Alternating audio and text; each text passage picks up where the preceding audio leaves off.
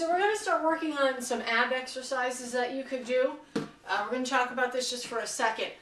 Most of the exercises that I have you do, you're not going to be doing straight on the floor. I'll explain a little bit more as I get into some of the exercises. But first off, I'm going to be using a Physio-Ball for a few things. And I'm going to be using what I typically call a bender ball. Well, this one is specifically a bender ball. That's the name brand. But you can get other balls that are the same size, same consistency, and so forth, but just have the name brand. And gyms should have these for the most part. If you do not have access to one of these, you can use a rolled up towel. It's another option. Just make sure that when you get the towel out, you kind of roll it up real tight and you can put it under your back.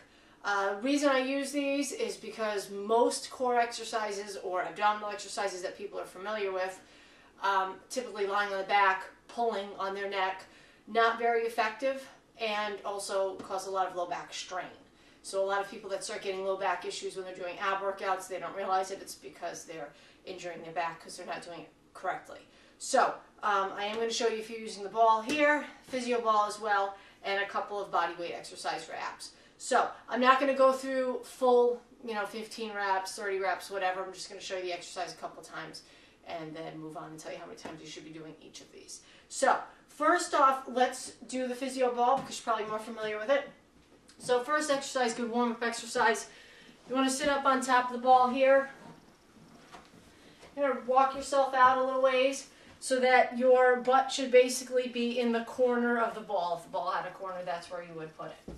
All right, you're going to start sitting up, and you're just going to slowly go back, flatten out your back, and then come up. Again, just a warm-up exercise, coming back, pulling up. When you do these exercises, you want to make sure that you're not curling forward. So you don't want to feel like you're rounding your back. You want to feel like you have a nice flat back, chest is up, shoulders are back, good posture. That's going to really force the work into the core rather than, again, just curling your back, which really doesn't do much for you. So again, come on back, flat back, slowly come up. The slower you go, the more you're working the core and the less momentum you're building up. So that's a good thing. So you want to think about going roughly for like count of 2 down, count of 2 up, or maybe even 4 down, 4 up. Okay? So first, why don't we start with 2 down, 2 up. So go 1, 2 back, pause, 1, 2 up. And again, 1, 2 down, 1, 2 up. I would probably do that maybe 8 to 10 times.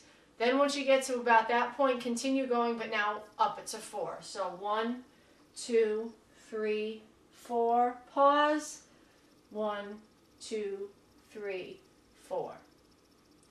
1, 2, 3, 4, and hold. 1, 2, 3, and 4. Good. And when you do it that slow, you really should feel a little bit of a shaking. You should feel the muscles working. Again, I would do the 2 count probably 8 to 10 times. I would do the 4 count roughly about 10 times. So you're doing a total of 20 in that set. I would repeat the set 3 times. So you're doing a total of about